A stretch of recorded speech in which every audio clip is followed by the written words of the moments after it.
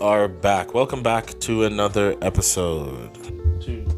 Lord, we thank you, God, for having everything in this house that we need, and we thank you, Lord, for having food and water, and so that we can breathe and not breathe. Amen. Amen. Deuteronomy chapter 19. When God, your God, throws the nations out of the country that God, your God, is giving you, and you settle down in their cities and houses, you are to set aside 3 easily accessible cities in the land that God, your God, is giving you as your very own. Divide your land into thirds. This land that God, your God, is giving you to possess, and build roads to the towns so that anyone who accidentally kills another can flee there. This is the guideline for the murderer who flees there to take refuge. He has to have killed his neighbor without premeditation and with no history of bad blood between them. For instance, a man goes with his neighbor into the woods to cut a tree. He swings the axe, the head slips off the handle and hits his neighbor, killing him. He may then flee to one of these cities and save his life.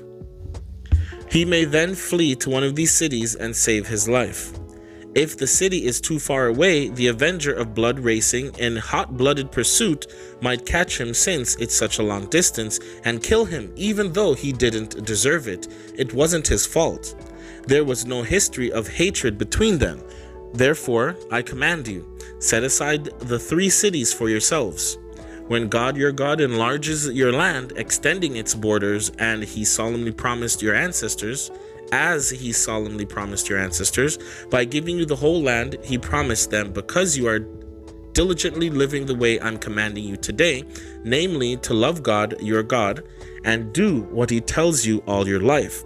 And when that happens, then add 3 more to these 3 cities, so that there is no chance of innocent blood being spilled in your land.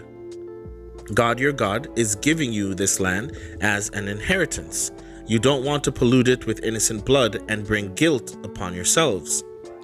On the other hand, if a man with a history of hatred toward his neighbor waits in ambush, then jumps him, mauls and kills him, and then runs to one of these cities, that's a different story. The elders of his own city are to send for him and have him brought back. They are to hand him over to the avenger of blood for execution. Don't feel sorry for him. Clean out the pollution of wrongful murder from Israel so that you'll be able to live well and breathe clean air. Don't move your neighbor's boundary markers, the long-standing landmarks set up by your pioneer ancestors defining their property. You cannot convict anyone of a crime or sin on the word of one witness. You need 2 or 3 witnesses to make a case. If a hostile witness stands to accuse someone of a wrong, then both parties involved in the quarrel must stand in the presence of God before the priests and judges who are in office at that time. The judges must conduct a careful investigation. If the witness turns out to be a false witness and has lied against his fellow Israelite, give him the same medicine he intended for the other party. Clean the polluting evil from your company. People will hear of what you've done and be impressed. That will put a stop to this kind of evil among you. Don't feel sorry for the person. It's life for life, eye for an eye, tooth for tooth, hand for hand, foot for foot. Deuteronomy chapter 20. When you go to war against your enemy and see horses and chariots and soldiers far outnumbering you, do not recoil in fear of them. God, your God, who brought you up and out of Egypt, is with you. When the battle is about to begin, let the priest come forward and speak to the troops. He'll say, "Attention, Israel. In a few minutes, you're going to do battle with your enemies. Don't waver in resolve. Don't fear. Don't hesitate. Don't panic. God, your God, is right there with you, fighting with you against your enemies, fighting to win." Then let the officers step up and speak to the troops. Is there a man here who has built a new house but hasn't yet dedicated it? Let him go home right now, lest he die in battle and another man dedicate it. And is there a man here who has planted a vineyard but hasn't yet enjoyed the grapes? Let him go home right now, lest he die in battle and another man enjoy the grapes. Is there a man here engaged to marry who hasn't yet taken his wife? Let him go home right now, lest he die in battle and another man take her. The officers will then continue, and is there a man here who is wavering in resolve and afraid? Let him go home right now, so that he doesn't infect his fellows with his timidity and cowardly spirit. When the officers have finished speaking to the troops, let them appoint commanders of the troops who shall muster them by units. When you come up against a city to attack it, call out, "Peace!" If they answer, "Yes, peace," and open the city to you, then everyone found there will be conscripted as forced laborers and work for you. But if they don't settle for peace and insist on war, then go ahead and attack. God, your God, will give them to you. Kill all the men with your swords, but don't kill the women and children and animals. Everything inside the town you can take as plunder for you to use and eat. God, your God, gives it to you. This is the way you deal with distant towns, the towns that don't belong to the nations at hand. But with the towns of the people that God your God is giving you as an inheritance, it's different. Don't leave anyone alive. Consign them to holy destruction. The Hittites, Amorites, Canaanites, Perizzites, Hivites, and Jebusites, obeying the command of God your God.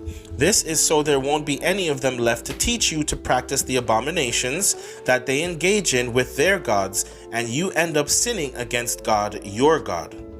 When you mount an attack on a town and the siege goes on a long time, don't start cutting down the trees, swinging your axes against them. Those trees are your future food. Don't cut them down.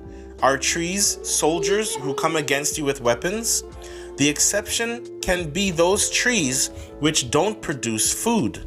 You can chop them down and use the timbers to build siege engines against the towns that is resisting you until it falls. Deuteronomy chapter 21. If a dead body is found on the ground, this ground that God your God has given you, lying out in the open, and no one knows who killed him, your leaders and judges are to go out and measure the distance from the body to the nearest cities. The leaders and judges of the city that is nearest the corpse will then take a heifer that has never been used for work, never had a yoke on it. The leaders will take the heifer to a valley with a stream, a valley that has never been plowed or planted, and there break the neck of the heifer. The Levitical priests will then step up. God has chosen them to serve him in these matters by settling legal disputes and violent crimes, and by pronouncing blessings in God's name. Finally, all the leaders of that town that is nearest to the body will wash their hands over the heifer that had its neck broken at the stream and say, "We didn't kill this man, and we didn't see who did. Purify your people Israel, whom you redeemed, O God. Clear your people Israel from any guilt in this murder. That will clear them from any responsibility in the murder.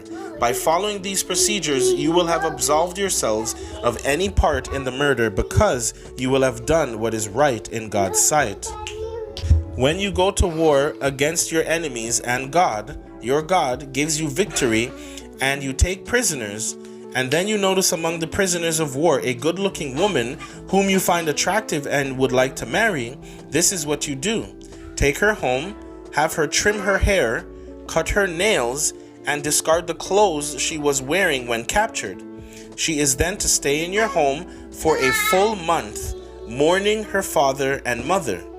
Then you may be with her as husband and wife. If it turns out you don't like her, you must let her go and live wherever she wishes. But you can't sell her or use her as a slave, since you've humiliated her. When a man has two wives, one loved and the other hated, and they both give him sons, but the firstborn is from the hated wife, at the time he divides the inheritance with his sons, he must not treat the son of the loved wife as the firstborn, cutting out the son of the hated wife, who is the actual firstborn. No, he must acknowledge the inheritance rights of the real firstborn, the son of the hated wife, by giving him a double share of the inheritance. That son is the first proof of his virility. The rights of the firstborn belong to him. When a man has a stubborn son, a real rebel, who won't do a thing his mother and father tell him, and even though they discipline him, he still won't obey, his father and mother shall forcibly bring him before the leaders at the city gate and say to the city fathers, "This son of ours is a stubborn rebel. He won't listen to a thing we say. He's a glutton and a drunk." Then all the men of the town are to throw rocks at him until he's dead. You will have purged the evil pollution from among you. All Israel will hear what's happened and be in awe. When a man has committed a capital crime, been given the death sentence, executed, and hung from a tree, don't leave his dead body hanging overnight from the tree. Give him a decent burial that same day so that you don't desecrate your God-given land. A hanged man is an insult to God. Amen.